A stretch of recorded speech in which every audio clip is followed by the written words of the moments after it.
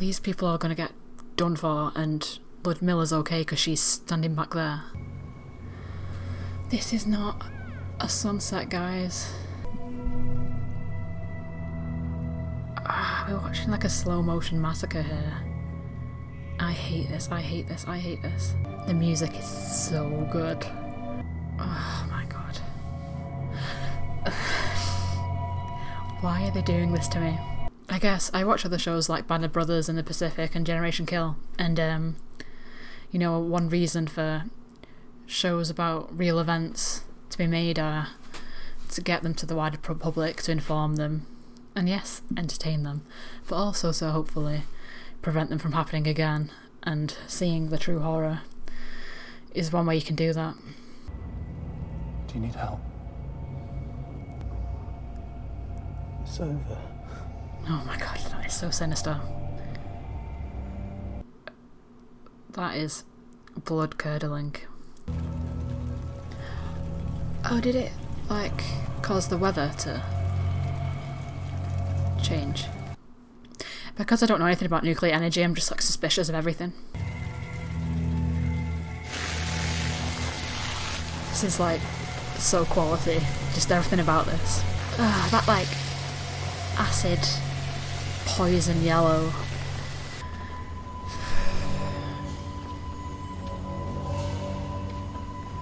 The scale, they've done a good job trying to like demonstrate the scale, haven't they? Going in now. I feel like just this music alone could like stir the contents of my stomach.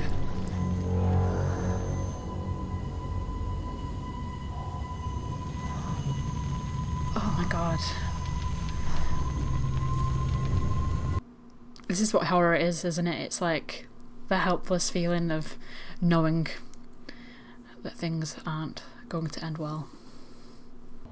It's not working. Just watch it. It's just amazing, like the kind of decisions people make when they're helpless. You know, just watch it. Let's go and do this job that won't work because the thing that we need to use isn't there. Look at the panel that isn't working. It's like giving them this false sense of security and that they're doing something even though nothing can be done. We ensure that this incident has no adverse consequences. Now, to prevent a panic, the Central Committee... There's mild radiation, but it's limited to the plant itself. They have no idea. There's more radiation than they're saying. We have wives here. We have children. I say we evacuate the town. Thank you. Gentlemen, chair and cover effect. They should simply be told to keep their minds on their labour and leave matters of the state to the state. We seal off the city. No one leaves. And cut the phone lines. Contain the spread of misinformation. Oh, all so sinister. This is our moment. Jesus. Jesus. What was the number? There was none. The meter burned out the second it was turned on. Why are we having this moment, this information delivered after? We found another dosimeter from the military fire department. It only goes to 200 Rontgen, but it's better than the small ones. Did you see the disappointment on his face then? Like, ugh, he's still going. Just stop speaking the negative words. Let me live in my own world.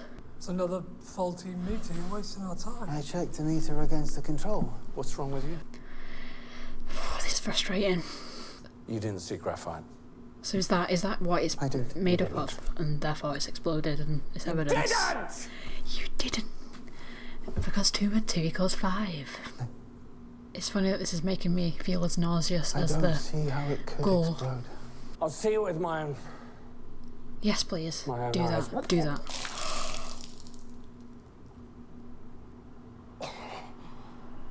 I apologise. Guards! Guards! Get him to the medic! It's horrible that, like, that's quite satisfying. Does he know? Does he know? Is it all just kind of weird, like, dissociative thinking, or do they believe it? Go to the vent block roof and report back what you see. No. Then he'll come back and you won't believe him. You'll be fine. Then you do We'll it. see. You do it then. It's like he's walking to his execution, which I guess he kind of is.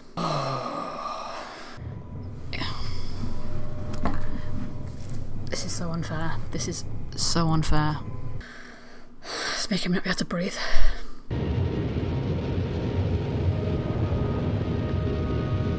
Look at his face. I mean, I guess the fact that we know that he gets, like, manual labour, we know that people did get punished for this. The right people, maybe. Maybe not, based on whoever Jared Harris is.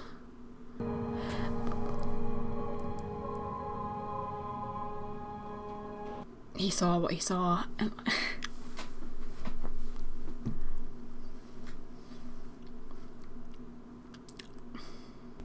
Is this Jared Harris's house? Valerie Legasso? Yes. Valerie Legasso is the first deputy director Institute of Atomic Energy, ministers and head of the Bureau for Fuel and Energy. Is this Stellan Skarsgard? You're on this committee to answer direct questions about the function of an RBMK reactor, if they should happen to arise. Nothing else. Certainly not policy. Do you understand?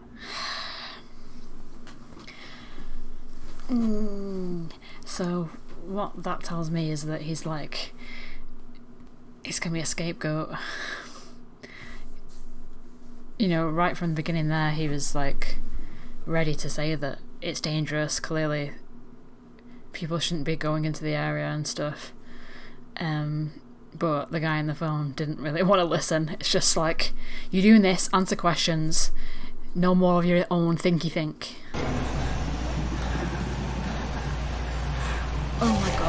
Oh my god, his fingers look like Richmond sausages.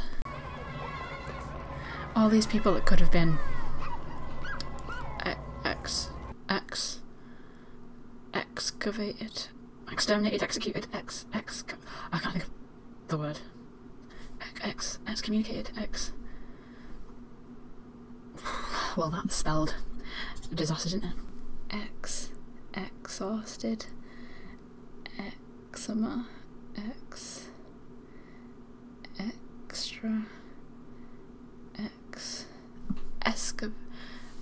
evacuated.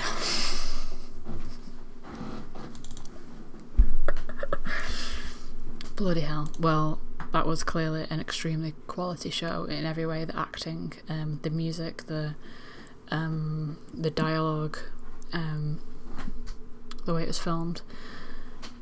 I evidently don't know much about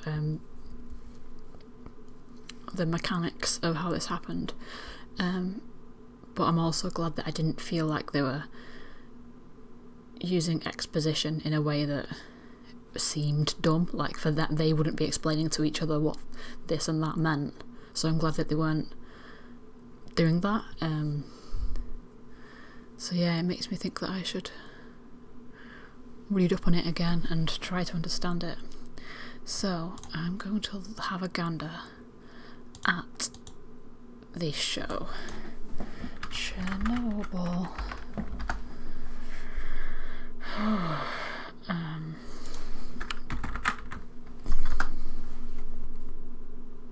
Stellan Skarsgard is in it. Jessie Buckley. Do I know anyone else? Sam Troughton. Any relation? Yes, he's the son of David Troughton and the grandson of Patrick Troughton, so yes. Ralph Ineson. Barry Keoghan. He was in Dunkirk. Donald Sumter. I feel like I vaguely remember Michael Soccer, that's his name, that guy. I feel like I vaguely recognise people, you know, from playing, you know, parts in British TV shows. Oh, Michael McKellarton. Who is he? Is he Roose Bolton? Is he Roose Bolton, yes he is. Okay, I want to look at who does the music. Chernobyl. Tell me in your own words.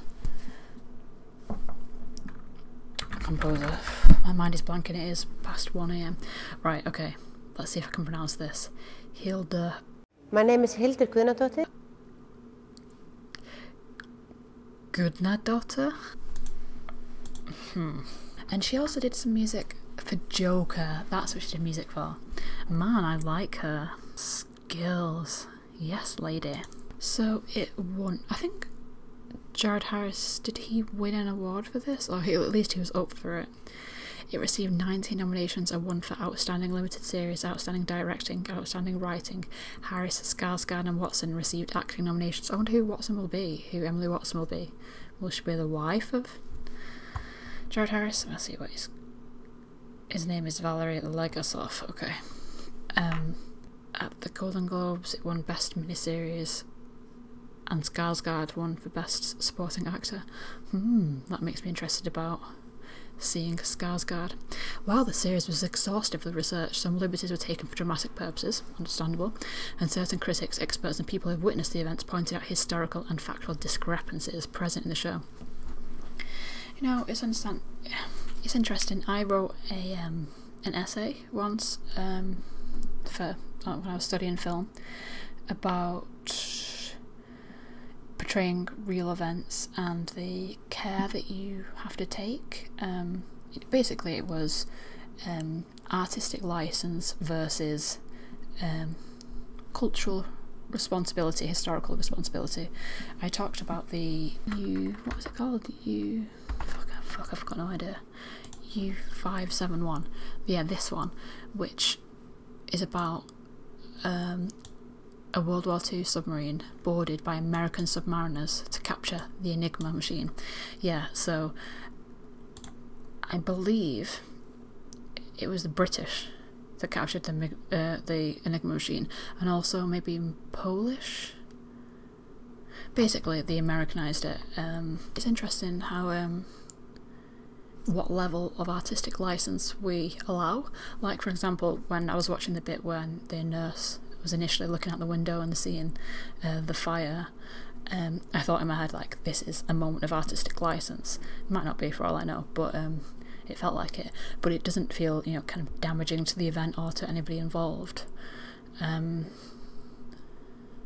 Whereas, like, literally allocating the wrong nationality of people as having done something which they've been awarded for by their government, which has been incredibly important in the international war effort of World War II, you can see why the literal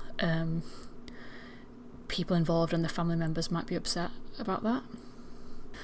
As I don't know enough about the event, I obviously can't judge it for that, for how factual it is, but it would be interesting to know who precisely considers it inaccurate, whether it's kind of like shady, like the people in the show, whether, you know, they're trying to cover their own backs, or whether, you know, this is some kind of insidious American propaganda against Mother Russia. I don't know, but I really enjoyed that. How many episodes are there? There are. Why do I keep closing the damn page? Chernobyl.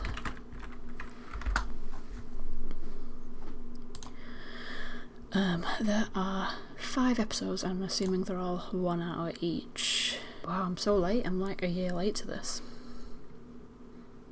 As usual.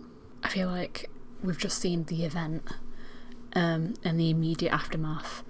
I wonder how far we're going to go until we reach that 88 beginning, whether it's going to fulfill all that space, or whether we're going to see how they're all involved, including Legasov, I've forgotten his name already, Legasov, Jared Harris's character.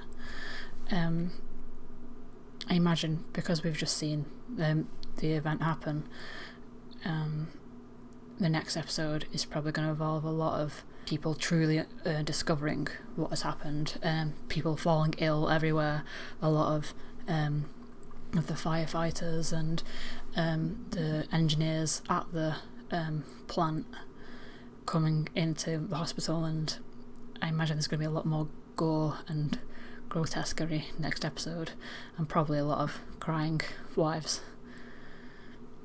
And also more politics. I imagine Jared Harris is going to be on some kind of panel answering questions, but being held back by the powers that be, because of the...